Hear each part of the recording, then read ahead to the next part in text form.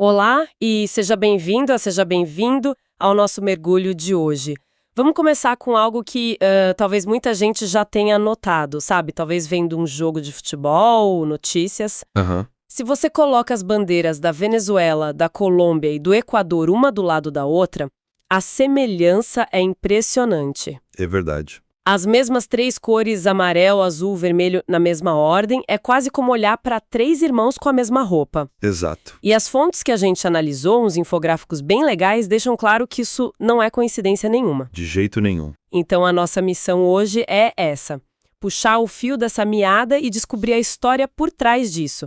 Uma história que curiosamente leva a gente para um país que nem existe mais no mapa. É uma porta de entrada excelente para um tema fascinante, porque o que a gente tem aí é um exemplo perfeito de como um objeto, uma bandeira, pode ser uma cápsula do tempo. Uma cápsula do tempo. Sim. Dentro daquelas três cores, não tem só um design. Ali tem a memória de um dos projetos políticos mais ambiciosos da história das Américas.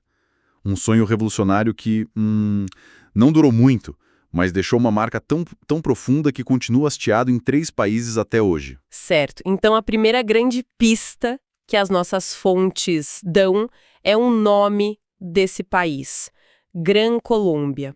Para quem ouve esse nome e pensa em algo, sei lá, grandioso, pode dar um contexto pra gente? O que foi exatamente a Gran Colômbia? Grandioso é a palavra certa. A Gran Colômbia foi uma república, um superestado, se a gente quiser chamar assim. Um superestado. Ele existiu por um período curto, mas muito intenso, ali no comecinho do século XIX, de 1819 a 1831. Para entender a importância, a gente precisa pensar no cenário da época. Certo. O Império Espanhol, que dominou a América do Sul por 300 anos, estava caindo aos pedaços.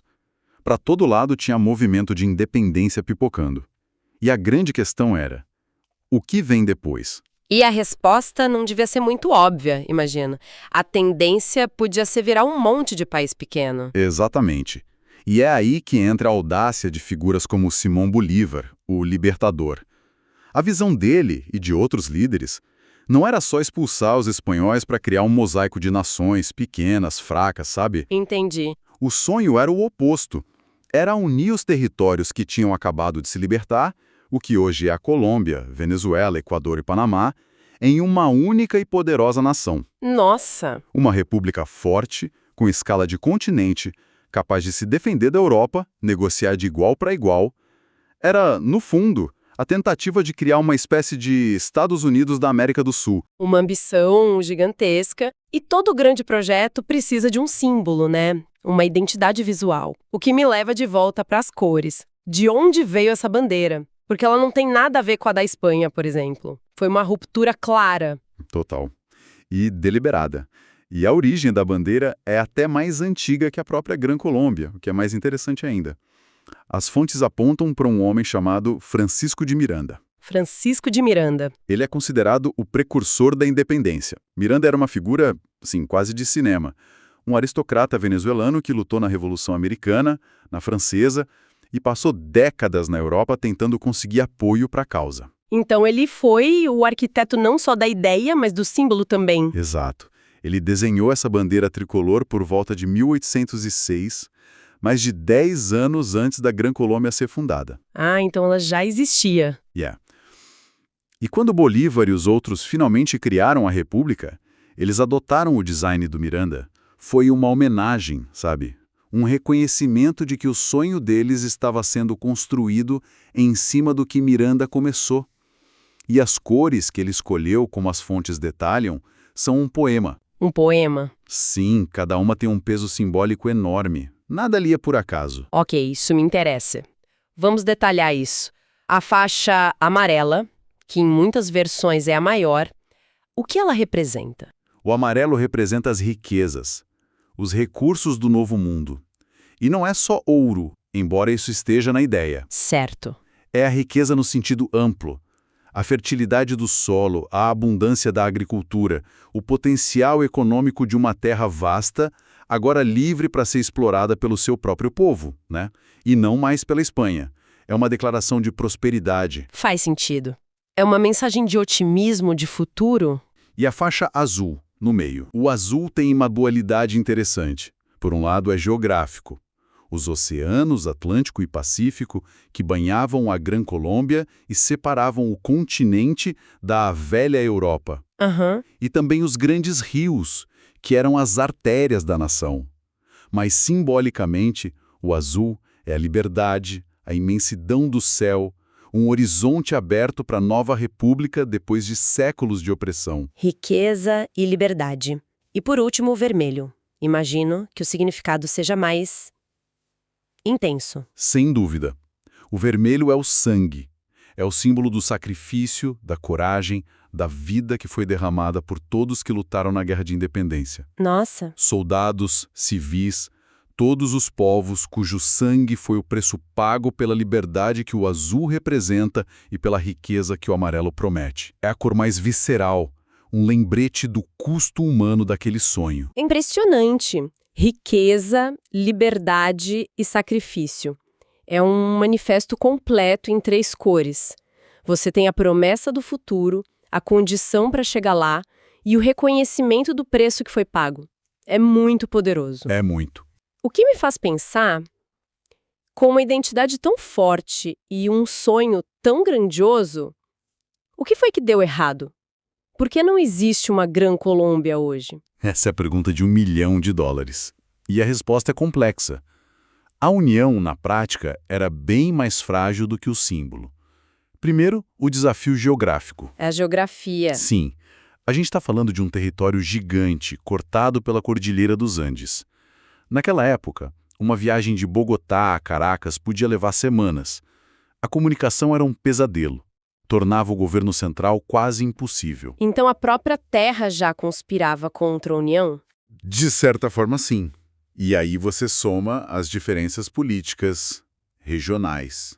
As elites de Caracas tinham interesses diferentes das de Quito ou das de Bogotá. Claro. E tinha também um embate ideológico fortíssimo entre os próprios líderes. De um lado, o Bolívar, que queria um governo central forte, quase autoritário, para manter a união. E do outro? Do outro, figuras como Francisco de Paula Santander, que defendiam um modelo federalista, com mais autonomia para as regiões. Essa briga entre centralismo e federalismo envenenou a política da Gran Colômbia desde o começo. E a União não aguentou? Não aguentou. Ela se despedaçou com essas tensões. Por volta de 1831, o sonho tinha acabado. Venezuela e Equador se separaram e o que sobrou virou a nação que hoje a gente conhece como Colômbia. O que nos leva a um ponto que eu acho bem contraintuitivo. Normalmente, quando uma união se desfaz, ainda mais com conflito, a primeira coisa que os novos países fazem é criar símbolos totalmente novos, né, para marcar sua identidade. Exato, para se diferenciar. Mas não foi o que aconteceu aqui. Por que eles decidiram manter a bandeira do projeto que, no fim das contas, tinha fracassado? Essa é a parte mais bonita e reveladora da história. E você tem razão, é contraintuitivo. A decisão de manter o tricolor foi uma escolha consciente, de todas as 3 nações. E por quê? Porque, embora o projeto político da Gran Colômbia tenha falhado, o ideal revolucionário que a bandeira representava, esse não morreu. A luta contra a Espanha, o sacrifício, o sonho de liberdade, tudo isso era uma herança compartilhada. Abrir mão da bandeira seria como abrir mão dessa origem comum. Então era uma forma de dizer, nós não somos mais a mesma família política, mas viemos da mesma luta. Exatamente. O símbolo foi mais resiliente que o Estado. Manter as cores era uma forma de honrar a memória da guerra e o ideal de unidade, mesmo que a unidade política não fosse mais possível. Puxa. É como se irmãos saíssem de casa para morar sozinhos, mas todos decidissem manter o sobrenome da família. Que analogia ótima. E isso nos traz para o presente, porque as bandeiras são parecidas, mas não são idênticas. São variações do mesmo tema. E é nessas diferenças que a história continua. Perfeito. Vamos olhar cada uma? A da Colômbia, por exemplo. Uma das fontes destaca que a faixa amarela deles é bem maior, ocupa metade da bandeira. Isso tem um significado. Sim, e é uma escolha de propósito, lá de 1861. Ao dobrar a largura da faixa amarela, a Colômbia fez uma declaração.